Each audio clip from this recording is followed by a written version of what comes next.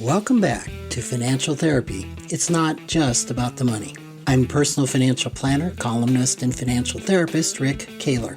Research tells us that 90% of all financial decisions are made emotionally, not logically. For nearly 4 decades, I've been helping people make better money decisions. So what makes my financial worldview different from most financial experts? I blend the nuts and bolts of financial advice with the emotions that drive making them.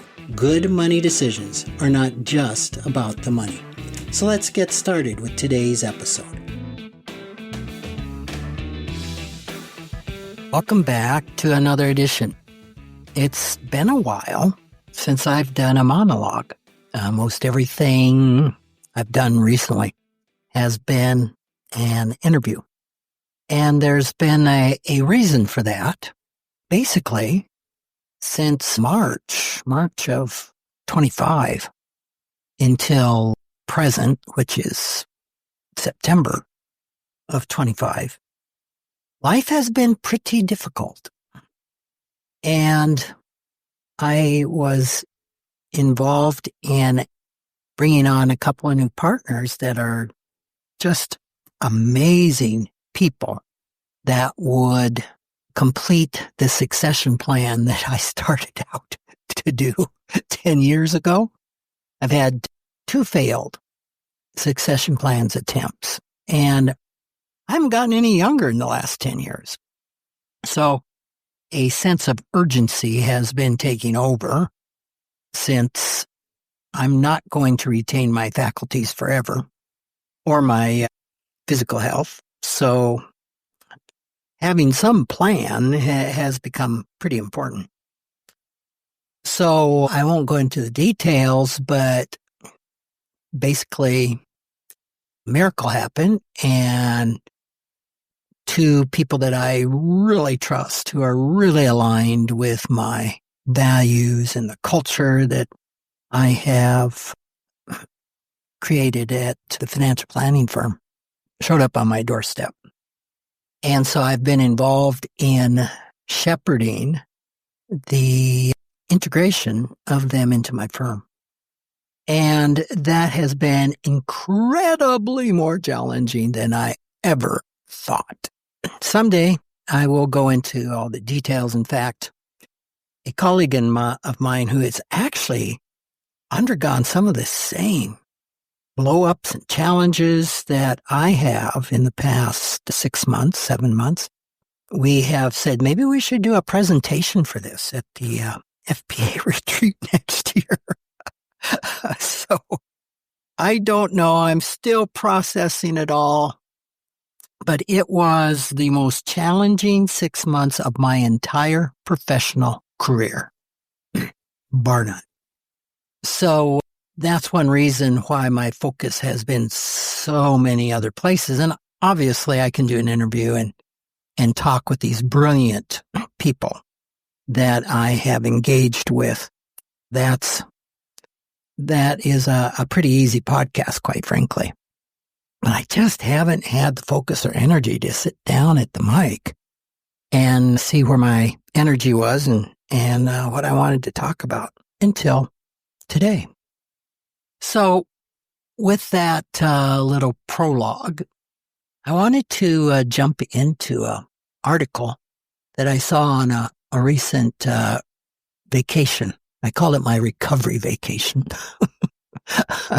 I took, just a tad over 2 weeks and went on a expedition cruise of the Arctic, Greenland, and the Northwest Passage and in those areas.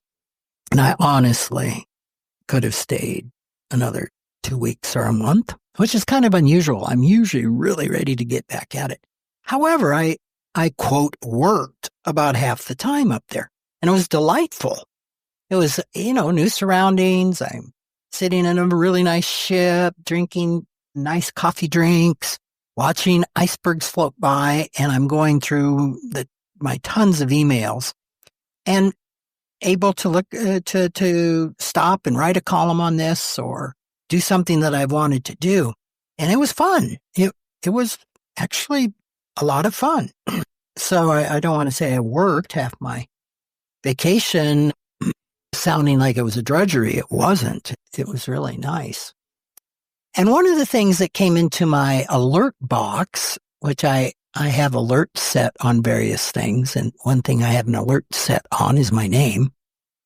And something from the Jerusalem Post showed up. I'm like, what? The Jerusalem Post? I don't remember giving an interview to the Jerusalem Post. I mean, I'll have stuff show up where I've given an interview maybe months before and I forget completely about it until it shows up. But I didn't remember this one. And the title was Your Investments, the Miserable Rich and Happy Poor. And I started reading this. Maybe I'll just read some of the opening to it. The writer, Aaron Katzman, started with quoting Dave Ramsey saying, the miserable rich and happy poor. I believe that though knowledge and discipline, or that through knowledge and discipline, financial peace is possible for us all. And he starts, I was recently watching a financial video which the host asked, what would you do if you won the lottery? People in the audience gave the typical answers: quit my job, buy a new car, buy a new home. The question was based on the assumption that all that money brings is happiness and no worry, no more worry. However, the real answer may, in many cases, be file for bankruptcy in a few years. According to the National Endowment for Financial Education, 70% of lottery winners end up broke, and a third declare bankruptcy. And that's probably going to be a whole nother column and podcast. I've often cited that, but that I haven't seen a whole lot of research on it. He continues, in an interesting article about financial well-being, Rick Kahler, founder of Kahler Financial Group, asks, what is financial well-being? And then defines it according to the Consumer Financial Protection Bureau as a state of being wherein a person can fully meet current and ongoing financial obligations, can feel secure in their financial future, and is able to make choices that allow them to enjoy life. He says, personally, I think that's a bad definition. He continues, a major problem with it is that you could have a very high net worth, yet be miserable. Okay, this is me talking. Of course that's true. As soon as emotions come into the picture, someone with low income who really enjoys life and funds it through debt could have a greater financial well-being than someone with a large income. Now, I had to read that sentence a couple times. As soon as emotions come into picture, someone with a low income who really enjoys life and funds it through debt could have a greater financial well. I had a problem with that. It just really stuns me. It still stuns me right now, thinking about that. The writer felt that this described financial independence. If you read the article and go on, he says that. He says, that's why I much prefer the term financial independence to the definition that the CFPB, which I quoted, gave. There's just a problem with it, that there's a huge misunderstanding here of the difference between financial well-being with emotional well-being and financial independence. So to me, the logic of his critique here breaks down at the very premise. A person who funds their lifestyle through borrowing, even if they report enjoying their life and report emotional well-being, is not experiencing financial well-being. Because we know that growing debt is not going to end well. He said, funding that happy lifestyle with debt. it's not going to end well. If they're unable to meet future obligations, if they're facing financial risk by their growing debt, which I think about 15% of Americans will fall into this category, if not more, you don't meet the behavioral threshold for financial well-being or to be financially whole. They might have emotional well-being. I struggle with that a little bit because obviously somebody in that arena that has growing debt and is really happy has some financial denial going on. Now, is financial denial more into the emotional well-being or the financial well-being category? Well, maybe it is in more of the financial well-being. So the point here is that financial and emotional well-being are not interchangeable. They are both important, but they're not the same thing. We know it's possible to have a high net worth and still be miserable. We know it's possible to earn a lot of money and still be miserable. We know it's possible to have a high income and not have financial well-being. How's that possible? Well, in the case of a client I had once, had an income of $3.5 million coming in and $5 million going out, which would fit the category that the author of this column suggested, which is, I'm funding my lifestyle with debt. That person did not have financial well-being. In fact, if I remember right, I think the net worth of that individual at the time was a minus $3.5 million. So having a high net worth, having high income, and still being miserable is a tenet of financial therapy. That truth doesn't invalidate the CFPB definition of financial well-being. The definition that I quoted does not imply that net worth creates happiness, or that a high income creates happiness, or even that financial well-being creates happiness. The definition captures both objective capability and subjective perception. It simply states that meeting financial obligations, feeling secure, and exercising choice are markers of sound financial functioning. It's financial well-being, which doesn't involve the state of one's mood. My company's purpose is to help transform the emotional and financial well-being of people. And it's been that for, probably over a decade. And we say people because it's not just our clients, it's people, which includes the people that work at the company.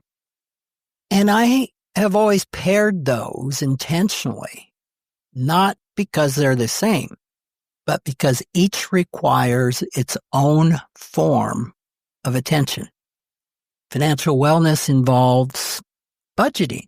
It involves saving. It involves insuring things, planning, building resilience.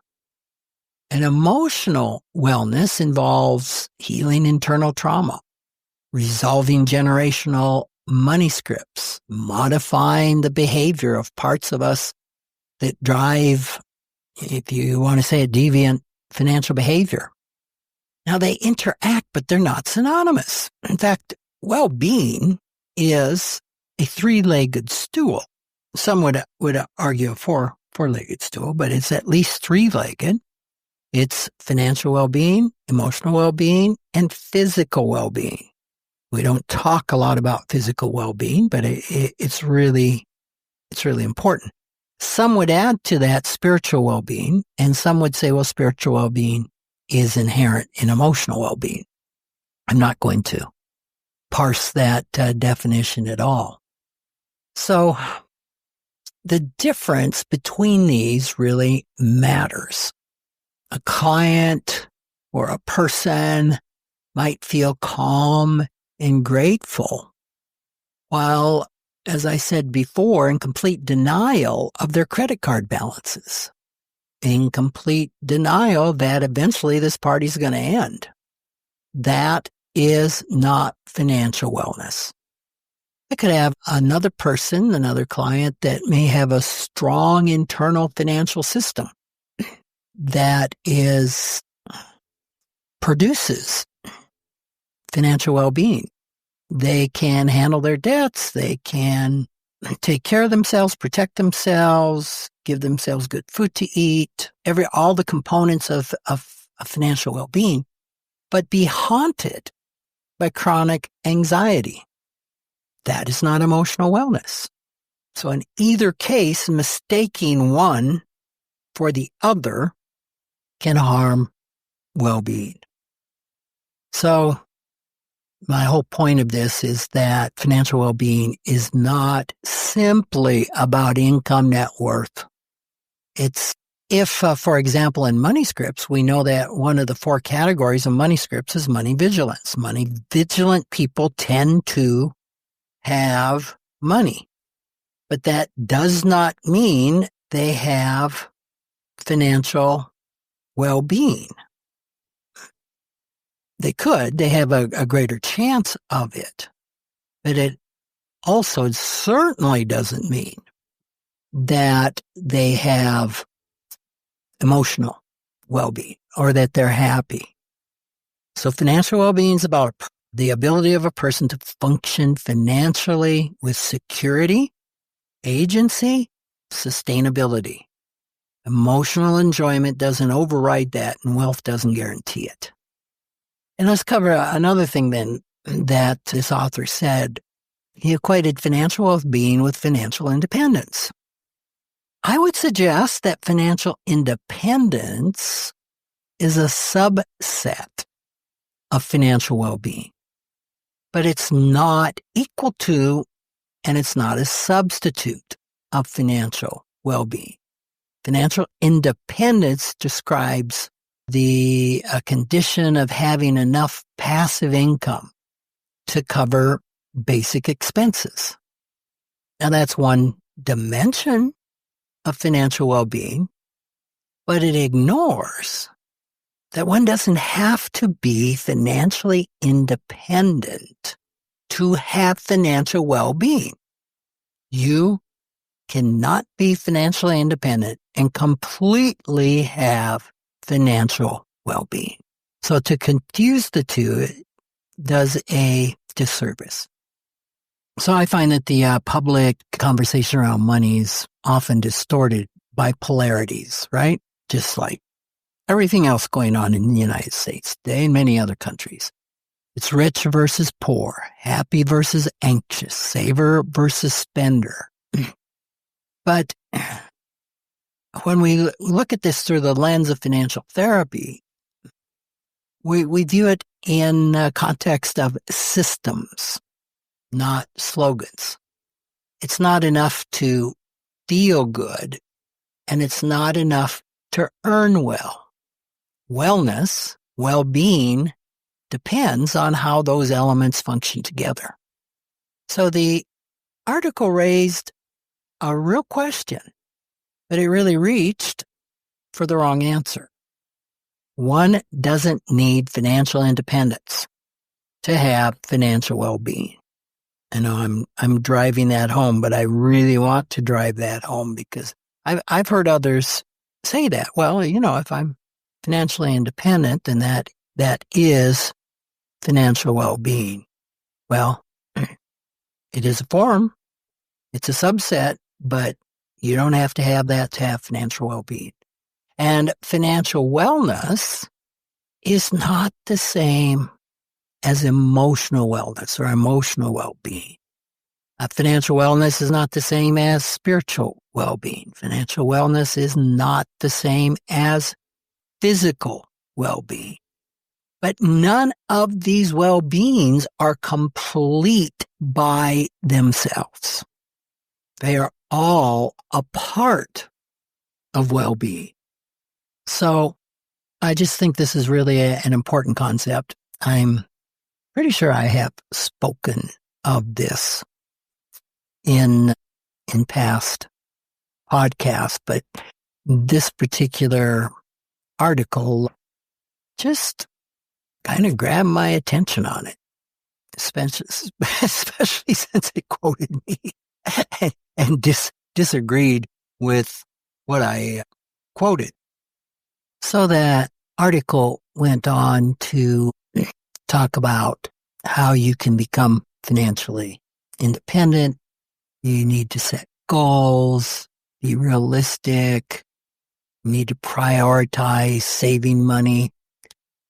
You don't want to wait to begin investing. I mean, all things that make sense in creating financial independence, which again is having the ability to survive without having to work, with having passive income. So I don't want to downplay that. That is a wonderful goal to have, and it's wonderful when it happens. And it's, for a lot of people, hard to accept when it happens. Because as we've talked about in past podcasts, we can be so focused on hitting that goal of financial independence that when we hit it, it's hard to enjoy it because we have money scripts that say, I've got to work. And if I'm not working, I'm going backwards. I'm consuming my capital. And I would say a lot of work in financial planning is working with people who are going through that transition of retirement, transition of stopping working for their income, and who start living off of the capital that they've accumulated. And it can be a really difficult thing. And even with that transition, where you could say, oh, okay, they have financial well-being, there's often they do not have emotional well-being. They're staying awake at night. They're eating with anxiety. It's a really hard transition for many. So I hope the podcast today has been helpful in thinking about these three things: financial well-being, financial independence, and emotional well-being. So if you wanted to take a look at that particular article, like I said, it was written by Aaron Katzman. It was written on July 25th, 2025, and updated 9 minutes later. So it's kind of interesting. I'm going to go back and take a look at it and check out those stats on inheritors. 70% filing for bankruptcy, and see what might come from that. Or it says it's actually saying the National Endowment for Financial Education says 70% of lottery winners end up broke, and a third declare bankruptcy. Okay, thanks for tuning in. Really appreciate your support and listenership, all the comments that I get when I travel, and how helpful that podcast has been to so many of you. That gives me the encouragement to continue on. So take care, and I look forward to talking to you again. Thanks for joining me, Rick Kahler, for another episode of Financial Therapy. It's not just about the money. This is where I combine the nuts and bolts of financial advice with the emotions that drive making them. Remember, every financial behavior, whether it appears illogical to you or others, makes perfect sense when we understand the underlying beliefs, feelings, and thoughts. Sign up for my weekly blog at financialawakenings.com. I hope you'll join me again for our next episode.